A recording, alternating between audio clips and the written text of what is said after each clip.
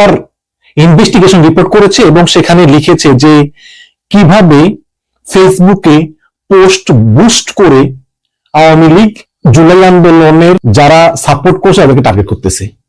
আমি দুটো আগে খেয়াল করেছি, আওয়ামী লীগের হাতে আর কোনো কাজ নাই। আওয়ামী লীগ যে টাকা কামিয়েছে অবৈধভাবে, এগুলো কন্টিনিউ শুধু ফেসবুকে বুস্ট করতেছে কোটি কোটি কোটি কোটি টাকা। তো এরকম একটা নিউজ লিখেছে মিনহাজ আলম, ধন্যবাদ জানাই তাকে।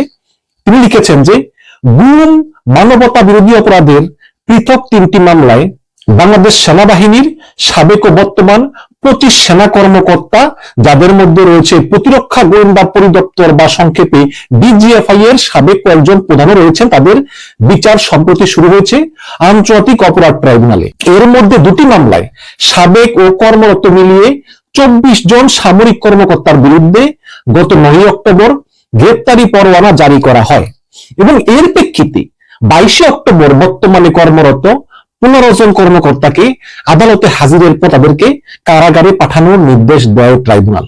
তো এই মানবতা বিরোধী অপরাধের মামলায় অভিযুক্ত সেনা কর্মকর্তাদের আন্তর্জাতিক অপরাধ ট্রাইব্যুনালের মাধ্যমে বিচারের আওতায় আনার সিদ্ধান্তকে স্বাগত জানিয়ে বিবৃতি দিয়েছে অ্যামনেস্টি ইন্টারন্যাশনাল। এবং পতিত ফ্যাসিবাদ শেখ হাসিনা 2024 সালের 5ই আগস্ট ভারতে পালিয়ে যাওয়ার পর থেকে তার বিগত 15 বছরের শাসনামলে নিরাপত্তা বাহিনী এবং গোয়েন্দা সংস্থা দ্বারা সংগঠিত গুম এবং খুনের ঘটনায় দায়ী ব্যক্তিদের বিচারের দাবি সামনে আসতে থাকে এবং বিভিন্ন মানবাধিকার সংস্থা ও ব্যক্তিবর্গ অব্যাহতভাবে নিরাপত্তা বাহিনী ও গোয়েন্দা সংস্থার দায়ী কর্মকর্তাদের বিচারের দাবিতে সোচ্চার ছিলেন। এর মধ্যে চলতি বছরের জুন মাসে নিরাপত্তা বাহিনীগুলোর বিভিন্ন ইউনিট কর্তৃক বিচার বহির্ভূত হত্যা, গুম, নির্যাতন সহ মানবাধিকার লঙ্ঘনের কর্মকাণ্ড বিস্তারিত তুলে ধরে সরকারের কাছে জমা দেয় গুম commission unfolding the truth, A structural diagnosis of endorsement disappearance of Bangladesh শিরোনামে গুম কমিশনের এই প্রতিবেদন ডক্টর ইউনূসের কাছে জমা দেওয়া হয়। তো এই গুম খুনে নিরাপত্তা বাহিনীর ভূমিকার উপর জুন মাসে যখন গুম কমিশনের রিপোর্টটা জমা দেওয়া হয় ডক্টর ইউনূসের কাছে, এবং এরপরেই কিন্তু বিচারের দাবি জোরালো হতে শুরু করে এবং সর্বশেষ অক্টোবর মাসে ট্রাইব্যুনালে সেনা কর্মকর্তাদের বিচারের প্রক্রিয়া শুরু হয়। তখন এর সমান্তরালে অনলাইনেও চলতে থাকে একটি ব্যাপক সংঘবদ্ধ বেনামি প্রচারণা, যেখানে আন্তর্জাতিক অপরাধ ট্রাইব্যুনালের এই বিচার প্রক্রিয়াকে নিয়ে নানা প্রশ্ন তোলা হচ্ছে। এই বিচারকে নাটকের বিচার, সাজানো স্ক্রিপ্ট বলে অভিহিত করা হচ্ছে এবং এই অভিযুক্ত সেনা কর্মকর্তারা সবাই নির্দোষ বলে উপস্থাপন করা হচ্ছে এবং বিচারের দাবিতে দীর্ঘদিন ধরে সোচ্চার এমন যেসব ব্যক্তি আছে তাদেরকে নেতিবাচক ভাবে উপস্থাপন করে শত শত বিজ্ঞাপন প্রচার করা হচ্ছে।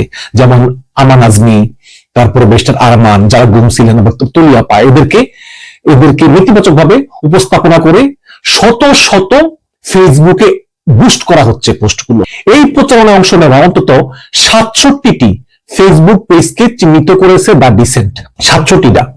এর মধ্যে কিছু পেজ গত 1 থেকে 2 মাসের মধ্যে জন্ম নেওয়া, আগে ছিল না, এবং কিছু পুরানো পেজ যেগুলো মাঝে মাঝেই বাংলাদেশ সেনাবাহিনী সংক্রান্ত ইস্যুতে ইতিবাচক বিভিন্ন পোস্ট দেওয়া হয়ে থাকে। অনুসন্ধানে দেখা গিয়েছে দ্য ডিসেন্ট এসব পেজে গত জুন মাস থেকে এই বর্তমান অক্টোবর 26 তারিখ পর্যন্ত মোট 547টা বিজ্ঞাপন খুঁজে পেয়েছে। ও যে পোস্ট দিয়ে ফেসবুকের টাকা দিয়ে বুস্ট করা, এটাকে বিজ্ঞাপন বলে, যারা জানেন না তাদেরকে বলি। বিজ্ঞাপন খুঁজে পেয়েছে 547টি, যেগুলোতে গুম ও খুনের জন্য দায়ী নিরাপত্তা এবং গোয়েন্দা সংস্থার এই অভিযুক্ত কর্মকর্তাদের বিচারের জন্য সোচ্চার কয়েকজন ব্যক্তিকে নেতিবাচক ভাবে উপস্থাপন করে প্রচার করা হয়েছে। অনুসন্ধানকৃত বিজ্ঞাপন বা এই ফেসবুক বুস্ট পোস্টের সময়কাল চলতি বছরের জুন মাস শুরু থেকে অক্টোবর মাসের 26 তারিখ পর্যন্ত। অর্থাৎ যেসব বিজ্ঞাপন বা পোস্টের কথা এই রিপোর্টে আমরা উল্লেখ করব পরবর্তীতে, সেগুলো জুন মাসের 3 তারিখ থেকে অক্টোবর মাসের 26 তারিখের মধ্যে ওইসব পেজে পোস্ট করা হয়েছে। এবং এই সময়কালের আগেও একই ইস্যুতে অল্প কিছু বিজ্ঞাপন পাওয়া গেলেও জুন মাসের 3 তারিখ থেকে প্রচুর বেড়ে গিয়েছে, মানে সরকারের বিরুদ্ধে নির্যাতনকারীদের বিরুদ্ধে এবং যারা এই বিচার চায় গুম খুনের এদের বিরুদ্ধে ফেসবুকে পোস্ট দিয়ে এগুলো বুস্ট করানোর সংখ্যা জুন মাসের 3 তারিখ থেকে ব্যাপকভাবে বেড়ে গিয়েছে। এই কারণে এই জুন মাসকেই দ্য ডিসেন্ট অনুসন্ধানের শুরুর মাস বলে ধরেছে। তো এই সময়রেখার মধ্যে বিজ্ঞাপনের বাইরেও এসব পেজ থেকে প্রতিদিনের নিয়মিতভাবে এই আন্তর্জাতিক অপরাধ ট্রাইব্যুনালের বিচার প্রক্রিয়াকে প্রশ্নবিদ্ধ, রাজনৈতিক, উদ্দেশ্যমূলক, পক্ষপাতমূলক ইত্যাদি শব্দ দ্বারা ফ্রেম করে মানে কন্টেন্ট প্রকাশ করা হয়েছে এবং অনুসন্ধানে এই প্রচারণাটিকে সংঘবদ্ধ এবং সমন্বিত বলে বেশ কিছু লক্ষণ পাওয়া গেছে, যেটা একটা গ্রুপ আছে, তারা এগুলো পরিকল্পিতভাবে করতেছে। যেমন একই ক্যাপশন বা ফটো কার্ড অল্প সময়ের ব্যবধানে অনেকগুলো পেজ একসঙ্গে পোস্ট করা হয় এবং এসব পোস্ট ও ফটো কার্ড নতুন পুরানো মিলিয়ে বহু পেজে কাছাকাছি সময়ের এই বিজ্ঞাপন হিসাবে প্রমোট করে রিচ বাড়ানো হয়। আপনি জানেন যে খুব এক্সপেন্সিভ এখন বুস্ট করা, কোটি কোটি টাকা বুস্ট করে। সেই সঙ্গে পেজগুলোতে নির্দিষ্ট কিছু হ্যাশট্যাগের ঘন ঘন ব্যবহার করা হয়, যেমন তারপরে hashtag ICT, hashtag army, hashtag broom, hashtag DGFI, hashtag media trial, hashtag fake news. এরকম প্রত্যেকটা পেজে পোস্ট বুস্ট করে এরকম হ্যাশট্যাগ গুলো ব্যবহার করা হয় এবং এসব পেজের পোস্টগুলোকে এই বুস্ট করা বা বিজ্ঞাপন হিসেবে প্রমোট করার টাইমও অনেক ক্ষেত্রে উভয় মিলে যায়। যেমন উদাহরণস্বরূপ বলা যায় যে পিনাকি ভট্টাচার্যকে নিয়ে একটা পোস্ট দিয়ে বুস্ট করা হয়েছে, যেখানে পোস্টের ক্যাপশনে লেখা হয়েছে পিনাকি ভট্টাচার্যের জীবন যেন এক রং বদলানো নাটক। বামপন্থী থেকে ইসলামপন্থী, ব্যবসায়ী থেকে নির্বাসিত ব্লগার, ইতিহাস বিকৃতি, ভেজাল ওষুধ কেলেঙ্কারি এবং উস্কানিমূলক প্রোপাগান্ডা দিয়ে তিনি নিজেকে আলোচনায় রাখলেও থেকে গিয়েছেন নৈতিক দায় এড়িয়ে যাওয়া এক দায়িত্বহীনতার প্রতীকে। তো নিশ্চয়ই সন্দেহ নাই এটা আওয়ামী লীগ যারা করেছে।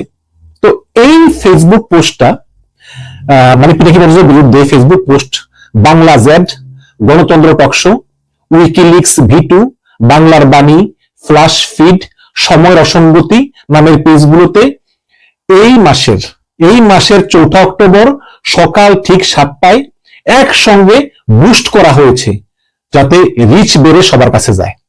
একসঙ্গে বুস্ট করছে সবগুলো পেজ থেকে ঠিক একই ধরনের পোস্ট পিনাকি ভট্টাচার্যের বিরুদ্ধে। এই কথাগুলো এরকম উদাহরণ আরো আছে। তার আগের দিন 3 অক্টোবর মানে এই মাসেরই সকাল 7টায় 4টা পেজে ঠিক একই সময়ে বিজ্ঞাপন আকারে বা ফেসবুক পোস্ট দিয়ে বুস্ট করা হয়েছে, ডলার খরচ করে প্রমোট করা হয়েছে। নিচের ক্যাপশন লেখা পোস্টটা ক্যাপশন হচ্ছে যে ধানমন্ডি 32 নম্বর বাড়িতে ভাঙচুর ছিল এক আত্মঘাতী পদক্ষেপ, ফ্যাসিস্ট সরকারের পতন তো হয়নি বরং তাদের প্রতি সহানুভূতি বেড়েছে, এমন ধ্বংসাত্মক কর্ম শুধু দেশের মর্যাদা ক্ষুণ্ণ করেছে আর আন্তর্জাতিক অঙ্গনে কলঙ্ক ডেকে এনেছে। Hashtag Pinaki Bhattacharya, hashtag @the lifestyle, hashtag for you page. এভাবে পোস্টটা 67টা ফেসবুক পেজের 547টা বিজ্ঞাপনের মধ্যে 541টা ঠিক সকাল 7টায় প্রমোট করা হয়েছে। 541টা পোস্ট ঠিক সকাল 7টায় ডলার দিয়ে ফেসবুকে বুস্ট করানো হয়েছে, আর 4টা তার 1 ঘন্টা পরে সকাল 8টায় করা হয়েছে। এবং এইসব বিজ্ঞাপনে ব্যবহৃত যে উপাদানগুলো আছে, যে পোস্টগুলো দেয়, এই পোস্টগুলোতে ফটো কার্ড, মিম, কখনো এডিটেড ডিপফেক ভিডিও, এআই দিয়ে তৈরি করা ভিডিওতে প্রমাণ পাওয়া গিয়েছে। এবং এই যে পোস্ট দিয়ে যে বুস্ট করায়, এইসব টেক্সটে অনেক ক্ষেত্রে অনেক আবেগ ঘন ভাষা ব্যবহার করে কিছু কিছু ক্ষেত্রে অপেশাদার নেতিবাচক বিশেষণ ব্যবহার কিংবা সমালোচিত ব্যক্তির নাম বিকৃতিও করা হয়েছে ইত্যাদি পরিলক্ষণ দেখা গিয়েছে। তো এই 547টা যে বিজ্ঞাপন ওয়ালা ফেসবুক ছাড়াও এই ফেসবুক পেজগুলোতে আরো বহু কন্টেন্ট, টেক্সট, ছবি, ভিডিও রয়েছে যেগুলোতে একই রকম বক্তব্য দাবি প্রচার করা হয় কিন্তু বুস্ট করা হয় না। যদিও এরকম পোস্টের মোট সংখ্যা নিরূপণ করা সম্ভব হয়নি, তবে বেশি বিজ্ঞাপন প্রচার করা 10টা ফেসবুক পেজ, এই পেজে মোট 325টা বিজ্ঞাপন দেওয়া হয়েছে। সবচেয়ে বেশি বিজ্ঞাপন প্রচার করা এই পলাতক লীগের 10টা পেজ, ওর 10টা পেজে হাজার হাজার ডলার, মানে লাখ লাখ ডলার যেগুলো বুস্ট করায়।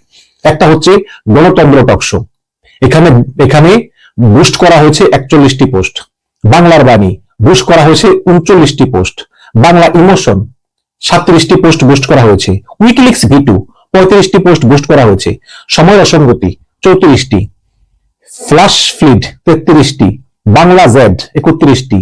এক্সপ্রেস নিউজ 26টি। ভয়েস অফ রাইটস 26টি। আওয়াজ উদা বাংলাদেশ 23টি। তো এই 10টায় সবচেয়ে বেশি বিজ্ঞাপন দেওয়া হয়েছে এবং দ্য ডিসেন্ট সংঘবদ্ধ প্রচারণাটি অনুসন্ধান ও বিশ্লেষণ করে এর ধরন এবং কিছু বৈশিষ্ট্য তুলে ধরার চেষ্টা করেছে। এটা উল্লেখ করা প্রয়োজন যে প্রচারণায় অংশ নেওয়া পেজগুলো যেসব তথ্য বা বক্তব্য ব্যবহার করেছে সেগুলো সত্য মিথ্যা যাচাই করে দেখেনি দ্য ডিসেন্ট, বরং একটা নির্দিষ্ট বিষয়ে বেনামি এর একটি সংঘবদ্ধভাবে যে আওয়ামী লীগের প্রচারণার গতি প্রকৃতি এবং তার বৈশিষ্ট্য কি তাই কিন্তু খুঁজে বের করেছে অনুসন্ধানী। এখন তারা পোস্টে সঠিক লিখেছে না ভুল লিখেছে নাকি মিথ্যা লিখেছে নাকি গুজব লিখেছে এটা ডিসেন্ট দেখে নেয়। ডিসেন্ট দেখেছে যে আসলে কিভাবে এগুলো করা হচ্ছে, সংঘবদ্ধ চক্রটা কিভাবে অর্গানাইজ করতেছে, কিভাবে পোস্ট করতেছে, এইসব বিষয়ই ডিসেন্ট অনুসন্ধান করেছে। তো কি প্রচার করা হচ্ছে, তো এই সংঘবদ্ধ অনলাইন প্রচারণায় পোস্ট করা বিজ্ঞাপনগুলোতে আসলে কি প্রচার করা হচ্ছে এবং হচ্ছে। এই যে এই ফেসবুক পোস্ট বুস্ট করা হচ্ছে তার যেসব ব্যক্তির বিরুদ্ধে, তার মানে কয়েকজন ব্যক্তির বিরুদ্ধে আসলে খুব বেশি করে এই পোস্টগুলো বুস্ট করা হচ্ছে এবং যেসব ব্যক্তির বিরুদ্ধে এই পলাতক লীগরা বুস্ট করতেছে তার ভিতরে 1 নম্বরে আছেন লেখক ও ইউটিউবার পিনাকি ভট্টাচার্য, 2 নম্বরে আছেন ব্রিগেডিয়ার জেনারেল অবসরপ্রাপ্ত হাসান নাসির, 3 নম্বরে আছেন কর্নেল অবসরপ্রাপ্ত হাসিনুর রহমান, আর 4 নম্বরে আছেন লেফটেন্যান্ট কর্নেল অবসরপ্রাপ্ত মোস্তাফিজুর রহমান, 5 নম্বরে আছেন বাংলাদেশ সরকারের গুম তদন্ত কমিশন সদস্য ডক্টর নাবিলা ইদ্রিস, 6 নম্বরে আছেন সাংবাদিক ও ইউটিউবার ইলিয়াস হোসেন এবং 7 নম্বরে আছেন সাংবাদিক ও ইউটিউবার কনক সরোয়ার। এর মধ্যে সবচেয়ে বেশি 416টি পোস্ট বুস্ট করা হয়েছে পিনাকি ভট্টাচার্যের বিরুদ্ধে। এরপর সাংবাদিক ইলিয়াসের বিরুদ্ধে পোস্ট দিয়ে বুস্ট করা হয়েছে 129টি বিজ্ঞাপনে। সাংবাদিক কনক সরোয়ারের বিরুদ্ধে পোস্ট দিয়ে বুস্ট করা হয়েছে 57টি বিজ্ঞাপনে। লেফটেন্যান্ট কর্নেল মোস্তাফিজুর রহমানের বিরুদ্ধে 100টি বিজ্ঞাপন প্রচারিত হয়েছে, আর কর্নেল হাসিনুর রহমানের বিরুদ্ধে পাওয়া গেছে 65টি, ব্রিগেডিয়ার জেনারেল হাসান নাসিরের বিরুদ্ধে 24টি এবং গুম কমিশনের সদস্য নাবিলা ইদ্রিসকে নিয়ে প্রচার করা হয়েছে 10টি বিজ্ঞাপন। অনেকগুলো বিজ্ঞাপনে আবার এদের সবারই নাম ছিল, অনেকগুলো বিজ্ঞাপনের ভিতরে একাধিক লোকের নাম ছিল। পিনাকির বিরুদ্ধে প্রচার করা কিছু বিজ্ঞাপনে আবার ইলিয়াস এবং কনক সরোয়ারের নাম এবং লেফটেন্যান্ট কর্নেল মোস্তাফিজুর রহমানের নামও ছিল। তো এই ধরনের যে পোস্টগুলো বুস্ট করা হয় এইসব পোস্ট সাধারণত এদেরকে মানে পিনাকি ভট্টাচার্য ইলিয়াসদেরকে গুজববাজ, রাষ্ট্রবিরোধী, বিদেশি এজেন্ট ইত্যাদি বিশেষণে বিশেষায়িত করা হয়েছে। কোন কোন বিজ্ঞাপনে আবার এই পিনাকি, ইলিয়াস, তারপরে কনক সরোয়ার, তারপরে এই হাসান নাসির, হাসিনুর রহমান, নাবিলা ইদ্রিস এদেরকে গ্রেপ্তারের আহ্বান করা হয়েছে। তো মোট 547টি বিজ্ঞাপনের জন্য জুন মাস থেকে এই প্রতিবেদন লেখা পর্যন্ত উপরোক্ত ব্যক্তিবর্গের বিরুদ্ধে খরচ হওয়া টাকার পরিমাণ সর্বনিম্ন 70,000 থেকে কয়েক লক্ষ পর্যন্ত হতে পারে। আচ্ছা, এটা কি টাকা না ডলার? এটা লেখা হয় নাই। 70,000 থেকে কয়েক লক্ষ পর্যন্ত, সম্ভবত ডলারই হবে। উপরিউক্ত ব্যক্তিদের নেতিবাচক হিসাবে উপস্থাপনের পাশাপাশি আরো কিছু বিষয়ে ফেসবুক বুস্টের এই কন্টেন্ট খুঁজে পাওয়া যায়। যেমন বিজ্ঞাপনগুলোতে সেনাবাহিনী এবং সেনাপ্রধান ওয়াকারুজ্জামানকে পেশাদার, সুশৃঙ্খল এবং জাতির গর্ব হিসাবে তুলে ধরা হয়েছে। সেনাবাহিনীকে বাংলাদেশের স্থিতি নিরাপত্তার প্রতীক বলা হচ্ছে। পাশাপাশি প্রতিরক্ষা গোয়েন্দা পরিদপ্তর বা ডিজিএফআই কে রাষ্ট্রীয় নিরাপত্তার জন্য অপরিহার্য বলে উল্লেখ করা হচ্ছে অনেক বিজ্ঞাপনে। একই সঙ্গে অপরাধ ব্যক্তির, প্রতিষ্ঠানের নয়, এরকম বহু বিজ্ঞাপন দেওয়া হচ্ছে ফেসবুকে। তো দ্য ডিসেন্ট এক বিশ্লেষণ করে দেখেছে যে বিজ্ঞাপনগুলোর মূল যে 7 জন ব্যক্তির বিরুদ্ধে আমি আগে উল্লেখ করলাম, পিনাকি ভট্টাচার্য শহরে 7 জন ব্যক্তির বিরুদ্ধে উল্লেখ করা হয়েছে, তাদের ব্যাপারে একটা বিষয় কমন, আর তা হলো এই ব্যক্তিগুলো মানে এই পিনাকি, ইলিয়াস, কনক, তারপরে হাসান নাসির, হাসিনুর, লেফটেন্যান্ট কর্নেল মুস্তাফিজ, নাবিলা ইদ্রিস সহ এদের বিরুদ্ধে যে সংঘবদ্ধতা চলতেছে, এরা সবাই কিন্তু এই বহুদিন ধরে নিরাপত্তা বাহিনী যে গুম খুনের সঙ্গে জড়িত, এদের বিচারের দাবিতে কিন্তু এই লোকগুলো সোচ্চার। এবং একই সাথে এই 7 জন ব্যক্তির কয়েকজন বর্তমান সেনাপ্রধান ওয়াকারুজ্জামান আর কিছু সাবেক এবং বর্তমান সেনা কর্মকর্তার বিরুদ্ধে সাম্প্রতিক সময়ে সামাজিক মাধ্যমে লেখালেখি করছেন বা ভিডিও করছেন। কিছু ক্ষেত্রে এইসব লেখালেখির ভাষা আক্রমণাত্মক ছিল এবং কিছু কিছু ক্ষেত্রে আবার ওনারা অনির্ভরযোগ্য সূত্রের উপর ভিত্তি করে লেখালেখি করেছেন বলে দ্য ডিসেন্টের রিভিউতে পরিলক্ষিত হয়েছে। মানে বলা হয়েছে যে আওয়ামী লীগ যেই লোকদের টার্গেট করেছে, যে পিনাকি বাজার, শৈল হোসেন সহ, তারা বেশিরভাগই সবসময় এই অভিযুক্ত সেনাদের বিচারের জন্য সোচ্চার ছিলেন। বাট সেনাপ্রধানের বিরুদ্ধে নিয়মিত লিখলেও অনেক কিছু তারা লিখতেন অনির্ভরযোগ্য সূত্রের উপর ভিত্তি করে। এটা দ্য ডিসেন্টের রিভিউতে পরিলক্ষিত হয়েছে। 9 অক্টোবরের যে 2টি মামলায় গ্রেপ্তারি পরোয়ানা জারি করেছে আন্তর্জাতিক ট্রাইব্যুনাল, এর মধ্যে একটি মামলার বাদী হলেন লেফটেন্যান্ট কর্নেল হাসিনুর রহমান, যিনি টকশোতে এসেছেন কয়েকবার। তো মেট্রো নিউজের 2022 সালের প্রতিবেদন অনুযায়ী তাকে 2018 সালে গুম করে ডিজিএফআই এর গোপন কারাগারে রাখা হয়, 2020 সালে ছেড়ে দেওয়া হয়। 2024 সালের 9 অক্টোবর 11 জনের নাম উল্লেখ করে আন্তর্জাতিক অপরাধ ট্রাইব্যুনালে অভিযোগ দায়ের করেন। এরপর থেকে ফেসবুকে তাকে নিয়ে শুরু হয় নেতিবাচক প্রচারণা। অন্তত 6টা ফেসবুক পেজ থেকে তাকে নিয়ে চলছে ধারাবাহিক ক্যাম্পেইন। কোথাও অভিহিত করা হয়েছে একজন গুমকারী প্রাক্তন সেনা অফিসার, কোথাও বলা হচ্ছে তিনি ক্রসফায়ার স্পেশালিস্ট, এবং তাকে নিয়ে প্রায় সবগুলো ফেসবুক পোস্টের বুস্ট পোস্টে বলা হয়েছে হাসিনুর রহমান ন্যায় বিচার নয়, প্রতিশোধ নেওয়ার চেষ্টা করতেছেন। যে 6টি ফেসবুক পেজ থেকে টাকা খরচ করে বিজ্ঞাপন আকারে লেফটেন্যান্ট কর্নেল হাসিনকে নিয়ে নেতিবাচক প্রচার জানা হচ্ছে, সেগুলো হচ্ছে কাগজের গল্প, এক্সপ্রেস নিউজ, রঙিন চশমা, viral fact, power of people এবং গণটক স্বতন্ত্র। এই 6টা পেজের 3টি গত সেপ্টেম্বর মাসে খোলা হয়েছে, আর বাকি 2-3 বছর আগে খোলা। এবং হাসিনুরের বিরুদ্ধে আরো বিভিন্ন পেজ থেকে অন্তত 65টি ফেসবুক পোস্ট বুস্ট করা হয়েছে। এই ফেসবুক থেকে শুধু কর্নেল হাসিনি নয়, সেনাবাহিনীর আরো 2 জন লেফটেন্যান্ট কর্নেল মুস্তাফিজুর রহমান এবং ব্রিগেডিয়ার জেনারেল হাসান নাসিরের বিরুদ্ধেও এই ফেসবুক পোস্ট বুস্ট করা হচ্ছে। এসব বিজ্ঞাপনে লেফটেন্যান্ট কর্নেল মুস্তাফিজুর রহমান সম্পর্কে বলা হয়েছে তিনি সেনাবাহিনী এবং সেনাবাহিনী নিয়ে প্রতিনিয়ত গুজব ছড়ান। এছাড়াও তাকে খালেদা জিয়ার বাড়ি উচ্ছেদ এবং কর্নেল হাসিনুরের গুণে সম্পৃক্ত, পরে বিদেশে বসে সেনাবাহিনী বিরোধী গুজব বাণিজ্য চালানো উদ্দেশ্যমূলক প্রোপাগান্ডাকারী হিসেবে উল্লেখ করা হয়েছে, যার মূল লক্ষ্য হচ্ছে সেনাবাহিনীর মনোবল ভাঙা এবং রাষ্ট্রকে দুর্বল করা। এবং একাধিক পেজ থেকে তাকে গ্রেপ্তারের দাবিও তোলা হয়। কর্নেল মোস্তাফিজ ও মোস্তাফিজ কিওয়ার্ড দিয়ে সার্চ করে মেটার অ্যাড লাইব্রেরিতে তাকে নিয়ে নেতিবাচক অন্তত 100টি বিজ্ঞাপন পাওয়া গিয়েছে, যা এই বছরের মে মাস থেকে চলতেছে। এছাড়াও গত 24 সালের 5ই আগস্টের আগে তাকে নিয়ে বিভিন্ন নেতিবাচক বিজ্ঞাপন পাওয়া যায় মেটার অ্যাড লাইব্রেরিতে, মানে হাসিনা পালিয়ে যাওয়ার আগেও। কর্নেল হাসিনকে নিয়ে প্রচারণা চালানো 6টি পেজের অন্তত 5টিতেই কর্নেল মোস্তাফিজ সম্পর্কে নেতিবাচক বিজ্ঞাপন পাওয়া যায়। আরেক সেনা কর্মকর্তা ব্রিগেডিয়ার জেনারেল অবসরপ্রাপ্ত হাসান নাসিরকে নিয়ে অন্তত 24টি বিজ্ঞাপন প্রচার করা হয়েছে। এসব বিজ্ঞাপনে ব্রিগেডিয়ার জেনারেল হাসান নাসিরের বক্তব্য ও আচরণকে সেনাবাহিনীর গোপনীয়তা লঙ্ঘন, মনোবল ও নিরপেক্ষ ভাবমূর্তি ক্ষুণ্ণ এবং রাজনৈতিক বিতর্কে টেনে হিসাবে চিত্রিত করা হয়েছে। তো 5ই আগস্টের পর ব্রিগেডিয়ার জেনারেল হাসান নাসিরকে সেনা সদরে অবাঞ্ছিত ঘোষণা করা হয় এবং এই প্রসঙ্গটি টেনে একাধিক বিজ্ঞাপনে অবাঞ্ছিত ঘোষণার সিদ্ধান্তকে প্রতিরোধমূলক ও যুক্তিসঙ্গত বলে অভিহিত করা হয়েছে। আপনারা জানেন যে হাসান নাসির সেনা সদরে অবাঞ্ছিত, তাকে পার্সোনাল গড়াটা করেছে সেনাপ্রধান ওয়াকারুজ্জামান।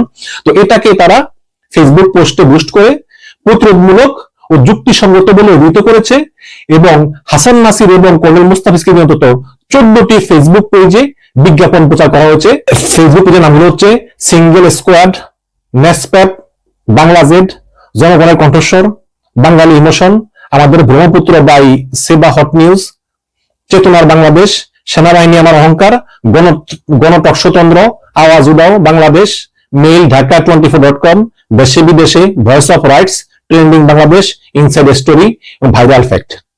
উল্লেখ্য যে লেফটেন্যান্ট কর্নেল মুস্তাফিজুর রহমান এবং ব্রিগেডিয়ার জেনারেল অবসরপ্রাপ্ত হাসান নাসির তাদের সামাজিক যোগাযোগ মাধ্যমের অ্যাকাউন্টে মানবাধিকার লঙ্ঘনে, সেনাবাহিনীর সংশ্লিষ্টতার অভিযোগ এনে এদের বিচার দাবি এবং সেনাপ্রধান ওয়াকারুজ্জামানের বিরোধিতা করতেছেন দীর্ঘ সময় ধরে। উদাহরণস্বরূপ 23 October lieutenant colonel Mustafizur Rahman তার ভেরিফাইড ফেসবুক আইডিতে লিখেন যে অপরাধী অফিসারদের জনগণের সামনে খুল্লা সুবিধা দেওয়া আসলে জেনারেল ওয়াকারের মাসল পাওয়ার প্রদর্শন। সেই মন স্বরাষ্ট্র উপদেষ্টা, সেই মন IG prison brigadier general Motahar, সেই মন প্রফেসর ইউনূস। এভাবে ব্রিগেডিয়ার জেনারেল অংশরত হাসান নাসির 5 আগস্টের পর থেকে বাংলাদেশ সেনাবাহিনীর ব্যাপারে স্বাধীন মিলিটারি রিফর্ম কমিশন গঠনের প্রস্তাব দিয়েছিলেন। হাসান নাসির ডিজিএফআই পরিচালিত আয়নাঘর বন্দীদের মুক্তি দাবিতেও আন্দোলন করে আসতেছিলেন। তো উপরে উল্লিখিত 14টা ফেসবুক পেজের অন্তত 6টিতে বিভিন্ন সেনা কর্মকর্তাদের মানবাধিকার লঙ্ঘন নিয়ে কাজ করছেন এমন একজনকে নিয়ে নেতিবাচক বিজ্ঞাপন দেখা গেছে। তিনি হচ্ছেন বাংলাদেশ গুম কমিশন সদস্য ডক্টর নাবিলা ইদ্রিস। তো এই 6টি ফেসবুক পেজ হলো সিঙ্গেল স্কোয়াড, নেসপেপ, আওয়াজুদ্দা বাংলাদেশ, মেইল ঢাকা24.com এবং ট্রেন্ডিং বাংলাদেশ এবং ভাইরাল ফ্যাক্ট। তো হাসান নাসির ও মুস্তাফিজুর রহমানকে নিয়ে বিজ্ঞাপন প্রচার করা পেজের তালিকার বাইরে আরো অন্তত 4টি পেজে 14 থেকে 25 অক্টোবর 2025 সালের মধ্যে মোট 10টি নেতিবাচক বিজ্ঞাপন প্রচার করা হয়েছে নাবিলা ইদ্রিসের বিরুদ্ধে। সেই পেজগুলো হলো সমকালীন বাংলাদেশ, পাওয়ার অফ পিপল, নতুন দিগন্ত এবং বিডি নিউজ। বিজ্ঞাপনগুলোর মূল বয়ান হচ্ছে নাবিলা ইদ্রিস গুম কমিশনকে রাজনৈতিক এজেন্ডা বাস্তবায়ন হাতিয়ার বানাচ্ছেন এবং সেনাবাহিনী ও সেনা কর্মকর্তাদের বিরুদ্ধে মিডিয়া ট্রায়াল চালাচ্ছেন। এতে সেনাবাহিনীর প্রাতিষ্ঠানিক সুনাম ক্ষুণ্ণ হচ্ছে। এই বক্তব্যগুলোই বারবার ফিরে আসছে এই ফেসবুক পোস্ট বুস্টে। মেইল ঢাকা24.com, পাওয়ার অফ পিপল এবং আওয়াজুদ্দা বাংলাদেশ, নেসপেপ, সমকালীন বাংলাদেশ এবং আরো কয়েকটি পোস্টে হুবহু একই ভাষায় মিডিয়া ট্রায়াল, প্রাতিষ্ঠানিক সুনাম নষ্ট, এই কথাগুলো বেশি বেশি করে প্রচার করে দেখা গেছে। এবং কোথাও কোথাও বলা হচ্ছে যে এই নাবিলার কারণ নাকি জাতিসংঘ মিশনের সম্ভাব্য ক্ষতিও হইতেছে। আবার এই ভাইরাল ফ্যাক্ট এবং সিঙ্গেল স্কোয়াড এই দুটি পেজে নাবিলার সাথে আন্তর্জাতিক অপরাধ ট্রাইব্যুনালের চিফ প্রসিকিউটর তাজুল ইসলামকে যুক্ত করে অভিযোগ করা হয়েছে যে তারা নাকি উভয় মিলে ন্যায় বিচার নিশ্চিত করে নয়, বরং নির্বাচন পূর্ব সময়ে সেনাবাহিনীকে চাপে ফেলার কৌশল অবলম্বন করতেছে। সবচেয়ে বেশি বিজ্ঞাপন হয়েছে পিনাকি ভট্টাচার্যের বিরুদ্ধে। পুরো সংঘবদ্ধ ক্যাম্পেইনটিতেই সবচেয়ে বেশি বিজ্ঞাপন দেখা গেছে লেখক ও ইউটিউবার পিনাকি ভট্টাচার্যের বিরুদ্ধে। 2024 অক্টোবর থেকে চলতি অক্টোবর 27 তারিখ পর্যন্ত 50-এর অধিক ফেসবুক পেজ থেকে পিনাকি ভট্টাচার্যের নানান কার্যক্রমের সমালোচনা করে 416টি বিজ্ঞাপন প্রচার করা হয়েছে। তবে এর বেশিরভাগ বিজ্ঞাপন চলতি বছরের জুন থেকে অক্টোবরের মধ্যে প্রচারিত এবং এই সময়ের মধ্যে সবচেয়ে বেশি প্রচারিত হয়েছে সেপ্টেম্বর অক্টোবর মাসে। কোনো কোনো বিজ্ঞাপনে তার সমালোচনা এককভাবে করা হয়েছে, আবার কখন তার সঙ্গে যুক্ত করা হয়েছে সাংবাদিক ইলিয়াস এবং সাংবাদিক কনক সরোয়ারকে। এছাড়াও কিছু বিজ্ঞাপনে কর্নেল মুস্তাফিজুর রহমানকেও পিনাকির সাথে জড়িয়ে সমালোচনা করা হয়েছে। যেমন গত 21 সেপ্টেম্বর বাংলার বাণী নামে একটি ফেসবুক পেজ থেকে ব্লগার পিনাকি ভট্টাচার্যকে নিয়ে একটি পোস্ট করা হয়। পোস্টের ক্যাপশন ছিল 2008 সালে ভয়াবহ নকল ওষুধ কেলেঙ্কারি নেপথ্যে পিনাকি ভট্টাচার্যের নাম আজ উচ্চারিত হয়। তার কোম্পানি সরবরাহ করা কারাগারের ওষুধে কার্যকরী উপাদান না থাকায় 289 জন রোগীর মৃত্যু হয় এবং হাজারো মানুষ মারাত্মক জটিলতায় ভোগে। এই ঘটনায় প্রমাণ করে যে জনগণের জীবন নিরাপত্তা বিশ্বাসকে উপেক্ষা করে মুনাফার লোভে কিভাবে মানুষের মৃত্যু ডেকে আনা হয়েছিল, অথচ আজও বিচার হয়নি, বরং তিনি বিদেশে বসে ভুয়া তথ্য এবং প্রচারণা করে যাচ্ছেন। সাথে একটি ফটো কার্ড যুক্ত করা হয়েছিল যার শিরোনাম ছিল যে পিনাকি নকল ওষুধ কেলেঙ্কারিতে 289 জন রোগীর মৃত্যু। এই ফটো কার্ড সহ পোস্টটি করা হয় 21 সেপ্টেম্বর বিকাল 4:59। এখন এই একই ক্যাপশন দিয়ে সার্চ দিয়ে দেখা যায় যে একই ফটো কার্ড একই ক্যাপশনে আর অন্তত 7টি ফেসবুক পেজে পোস্ট করা হয়েছে সেপ্টেম্বরের 21 তারিখে বিকাল 4টা থেকে 5টার মধ্যে। অর্থাৎ 1.5 ঘন্টার মধ্যে পিনাকি ভট্টাচার্যের বিরুদ্ধে একই ক্যাপশন এবং ফটো কার্ড বিভিন্ন ডিজাইনে প্রকাশ করা হয় ওই ফেসবুক পেজগুলোতে। বাকি পেজগুলোর নাম হচ্ছে গণটকস্বতন্ত্র, উইকিলিক্স V2, স্বদেশ সংস্কার, সময়ের অসঙ্গতি, ফ্ল্যাশ ফ্লিড, বিবর্তন। পিনাকি এবং কালাজ্বর কিওয়ার্ড সার্চ করে দেখা যায় যে এই সংক্রান্ত একটি খবর প্রকাশিত হয়েছে দৈনিক প্রথম আলোতে 2008 সালের 8 অক্টোবর, যা eBanglaHealth.com নামে একটি ওয়েবসাইটে পুনঃ প্রকাশিত হয়েছিল। সেখানে বলা হয়েছিল যে কালাজ্বর নির্মূলে স্বাস্থ্য অধিদপ্তর গত মে মাসে রোগীদের যে মিল্টেফস ক্যাপসুল খাওয়ানো হয়েছিল তার কার্যকারিতা নিয়ে বিতর্কের সৃষ্টি হয়েছে। স্বাস্থ্য অধিদপ্তর গত 11 সেপ্টেম্বর ক্যাপসুলটি দিয়ে কালাজ্বরের চিকিৎসা বন্ধ করে দেয়।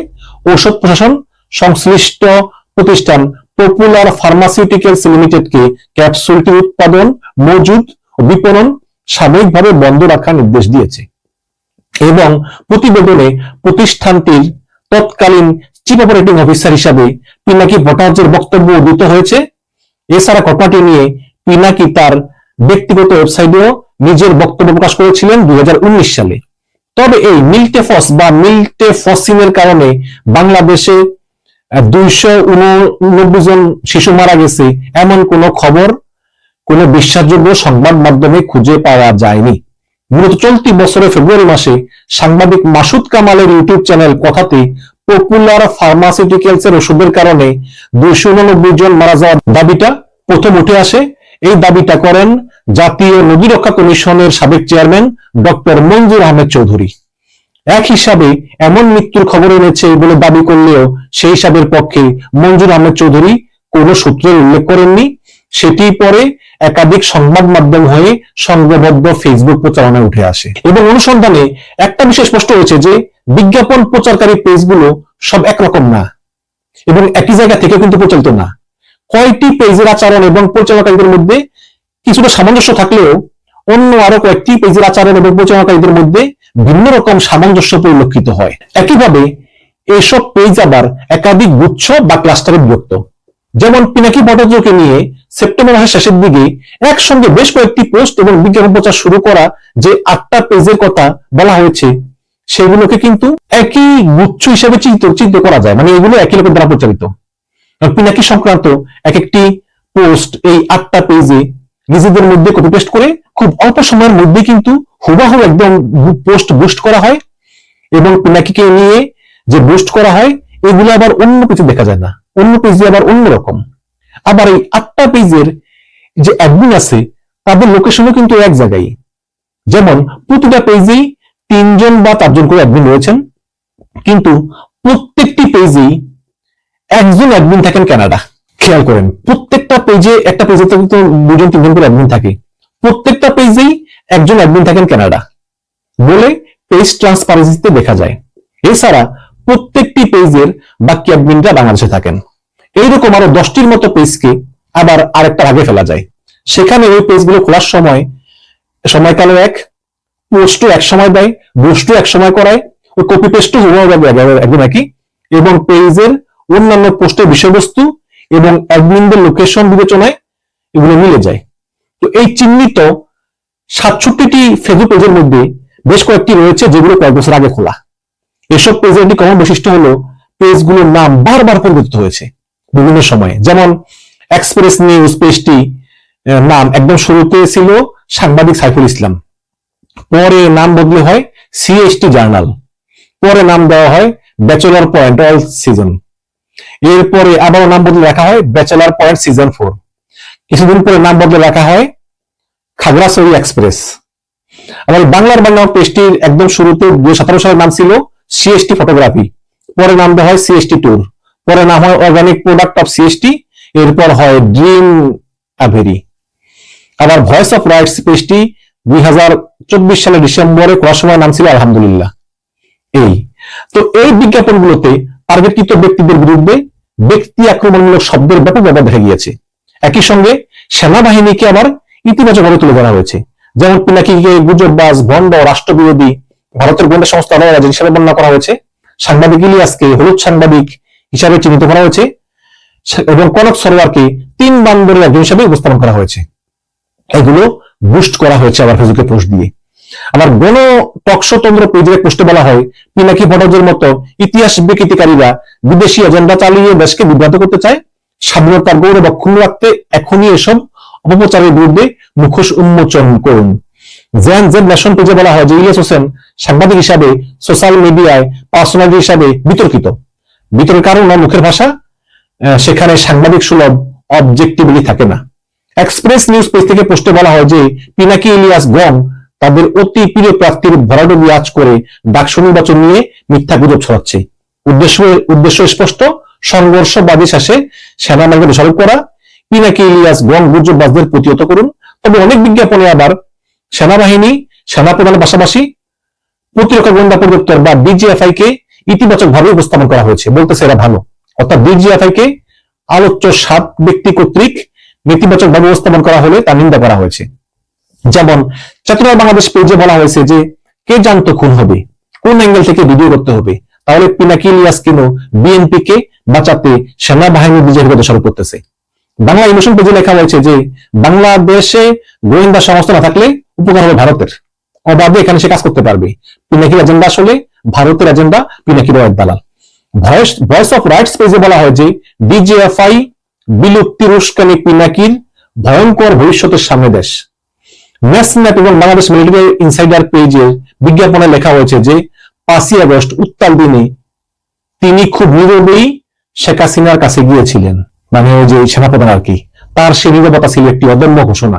সেনাপ্রধান ওয়াকারুজ্জামান স্যার এমন একটি নাম যা এখন অনেকের কাছে বিশ্বাস এবং স্থিতিশীলতার প্রতীক। অপ্রতিরোধ বাংলাদেশ পেজে বলা হয়েছে যে 5ই আগস্টের পর দেশের সামনে 3টা বড় দায়িত্ব ছিল: জুলাই হত্যার বিচার, প্রয়োজনীয় সংস্কার আর নির্বাচন।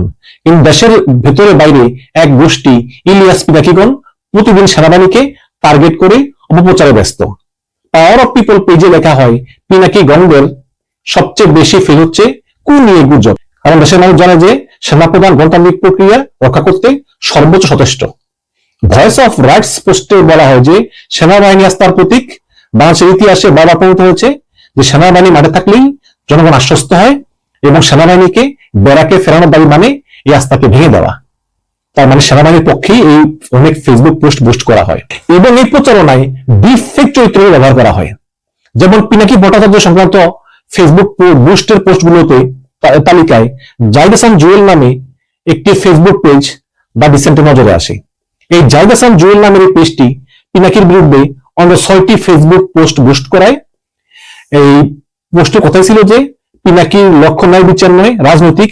এছাড়া ডিজিএফআই এর বিলুপ্ত সমালোচনা করা বিজ্ঞাপনে পিনাকির কিছু বক্তব্য ভুল দাবি করে সেগুলো যাচাইয়ের আহ্বান জানানো হয় এবং একটি বিজ্ঞাপনে বলা হয় যে গত আগস্টে জাতীয় পার্টি অফিসের সামনে নুরুল হক নুরুর উপর যে সেনাবাহিনীর যে হামলা, এই হামলা ছিল পরিকল্পিত। এতে নাকি ইলিয়াস এবং পিনাকি হুমকি দিয়ে বা উস্কানি দিয়ে সেনাবাহিনীকে দিয়ে এই হামলাটা করিয়েছে। এবং এই পেজটি বিশ্লেষণ করে দেখা যায় যে এটি গত বছরের 24 অক্টোবর চালু হয়েছে এই পেজটি এবং শুরুতে জেড ফ্যাক্ট চেক, তারপর 1 মিনিট ফ্যাক্ট চেক এবং সর্বশেষ জাহিদ হাসান জুয়েল নামে কার্যক্রম চালিয়ে যাচ্ছে। শুরুতে এই পেজটিকে তথাকথিত ফ্যাক্ট চেক রিপোর্ট পোস্ট করা হলেও পরে চলতি বছরের আগস্ট থেকে ভিডিও অ্যানালিসিস প্রকাশ করা শুরু করে পেজে একাধিকবার জাহিদ হাসান জুয়েলের পেজে লেখা হয়েছে রাজনৈতিক বিশ্লেষক। কিন্তু অনলাইনে নানাভাবে সার্চ করেও এই নামে কোনো রাজনৈতিক বিশ্লেষকের কোনো লেখা বা ছবি বা ভিডিও এই পেজের বাইরে আর কোথাও পাওয়া যায়নি। এছাড়া এই পেজ এবং একই নামের ইউটিউব চ্যানেলের ভিডিও বিশ্লেষণ করে দেখা গিয়েছে যে ভিডিওতে একজন ব্যক্তি কথা বললেও তার চেহারা মডিফাই করার ক্ষেত্রে এআই এর সহায়তা নেওয়া হয়েছে একাধিকবার ভিডিও বিশ্লেষণে, কারণ এই চেহারার সঙ্গে বাস্তবের চেহারার বেশ কিছু অসামঞ্জস্য ধরা পড়ে, মানে চেহারা দেখাইতে পারে না। যেমন 2রা সেপ্টেম্বর এই চ্যানেলে একটা ভিডিও আপলোড করা হয় যার শিরোনাম ছিল নূরের উপর হামলা নিঃসন্দেহে পরিকল্পিত। সেখানে জাহিদ হাসান জুয়েলকে কথা বলতে দেখা যায়, কিন্তু দৃশ্যত তাকে একটু বয়স্ক বলে মনে হয়। ঠিক 2 দিন পর 4 সেপ্টেম্বর তিনি ওই একই চ্যানেলে আরেকটি ভিডিও পোস্ট করে বিশ্লেষণ করেন। সেখানে তাকে আগের চাইতে অনেক তরুণ এবং ভিন্ন মনে হয়। এছাড়া প্রায় প্রতিটি ভিডিওতে তার হাতে থাকা ঘড়ির টাইমের কাঁটাগুলো একই জায়গায় দেখা যায়। মানে যখনই সে ভিডিও বানায় তখন হাতে ঘড়ি দেয় না, ওই যে ঘড়ি পরে না, ওই ঘড়ির কাঁটাগুলো একই টাইমে, মানে ওই সবগুলো ভিডিওতেই ওই ঘড়িতে শর্টে বাজে থাকে দেখা যায়, যা এডিট করা কোনো টেমপ্লেটের প্রতি ইঙ্গিত বহন করে। মজার বিষয় হলো এই পেজটি প্রতিনিয়ত পিনাকি ভট্টাচার্যকে নিয়ে কঠোর সমালোচনামূলক টেক্সট ও ভিডিও প্রকাশ করে গেলেও একদম শুরুতে কিন্তু এই ইউটিউব চ্যানেলটা ফলোয়ার জোগাড় করার জন্য বা সাবস্ক্রাইব জোগাড় করার জন্য যে প্রমোশনাল বিজ্ঞাপন দিয়েছিল ওই যে ফেসবুক বা ইউটিউবে, সেখানে পিনাকি ভট্টাচার্যের ছবি পোস্ট করে ক্যাপশন দিয়েছিল যে যারা পিনাকি দাদাকে ভালোবাসেন তারা প্লিজ দয়া করে আমার চ্যানেলটা সাবস্ক্রাইব করুন, তারা প্লিজ দয়া করে আমার ফেসবুক পেজটা ফলো দিন।